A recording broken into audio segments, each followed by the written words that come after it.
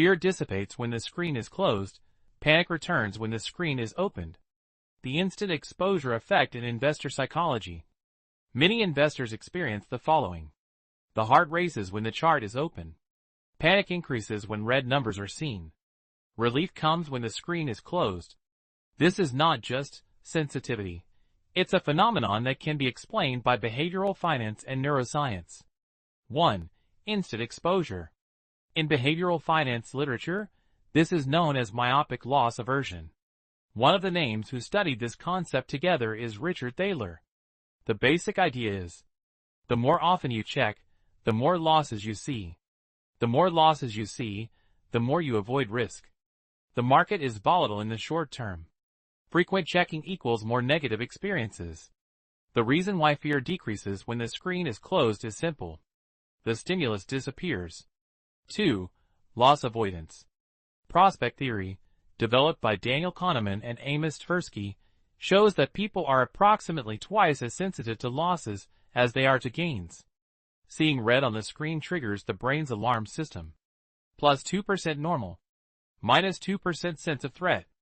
When you close the screen, the threat signal stops. Therefore, fear decreases. 3. Instant feedback cycle. Financial apps. Live price. Notification. Instant percentage change. All of these activate the brain's reward punishment system. Gain. Dopamine increase. Feeling of, I succeeded. Loss. Stress hormone, cortisol increase. Fight or flight response. Turning the screen on again restarts this biochemical cycle.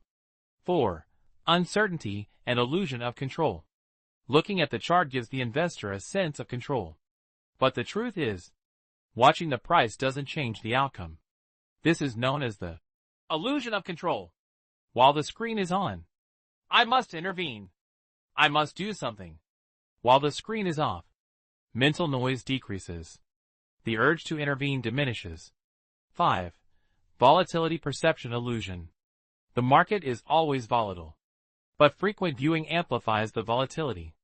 For example, an asset that gains 10% annually contains many negative days on a daily basis.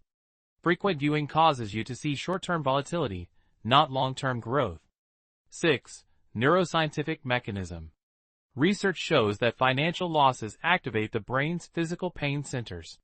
So, the red number is perceived as a real threat. The brain sends a take action signal. But in most investment strategies, acting impulsively is unnecessary. Turning off the screen is actually cutting off the stimulus and stopping the stress circuit. 7. The cost of this cycle. 1. Excessive trading. Trading done in a panic is generally expensive. 2. Loss of return. Frequent buying and selling increases transaction costs and error rates. 3. Emotional exhaustion. Constant monitoring depletes mental energy. 4. Loss of long-term perspective. Focus is placed on daily fluctuations instead of the growth chart. 8. An interesting fact. Research shows that investors who monitor their portfolios less often achieve higher returns on average. Reason: less intervention, less panic, lower costs. 9. Suggested solutions. Reduce the frequency of monitoring. View weekly or monthly, not daily. Plan ahead. If sales criteria are defined, instant panic decreases. Turn off notifications. Instant alerts generate stress. Set a time horizon. If you are investing long-term, short-term fluctuations should be considered natural. 10. Strong results. The panic that comes when you open the screen comes from exposure, not the market. The fear that passes when you close the screen decreases not because the investment has improved, but because the stimulus has disappeared. The real question is, does watching the price increase wealth, or does it only increase stress? Those who win in the long term generally do the following. They look less. They intervene less. They are more patient. Psychology is everything for an investor.